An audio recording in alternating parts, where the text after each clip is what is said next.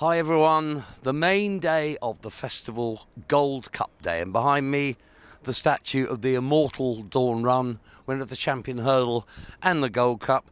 She got beat here in the Novice Hurdle back in '84, and I've just finished paying for it. It was the biggest relative bet I ever had when she finished second that day, but I loved it a bit. She was as tough as anything, and the ride John Joe gave her to win the Gold Cup remains phenomenal to this day. And watching that footage, I tell you, the hairs go back up on your neck, rather like they did when Sprinter Sacra won earlier in the week. You've got to nail your colours to the mast in this race. The two I like are Don Cossack, who I think would have won the King George if he'd stood up.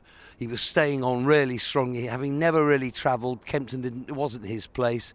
They say this isn't his place, but I think on this drying ground he'll improve massively. But the one I want to be with, or am with, is Jackadam. In my opinion, there's never been any question of Ruby Walsh riding anything else in this race at any stage. He's absolute Jackadam fan.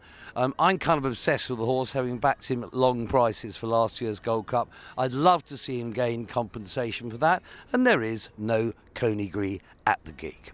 So Jackadam for me in the Gold Cup, with Don Cossack trying to nail it for Jigginstown, and he will improve on this better ground.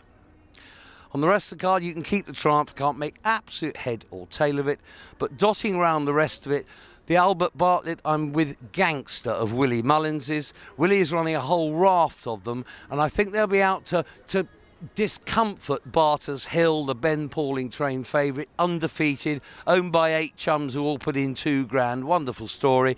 But I think they're going to try and get Barter's Hill at it, get his jumping at it a bit, and I'm with Gangster as the pick of the Willie Mullins team. The Vincent O'Brien County Hurdle, one of the great puzzles of the meeting. It used to end the meeting. I kind of liked it in those days, but that was the closing coup de théâtre of the meeting.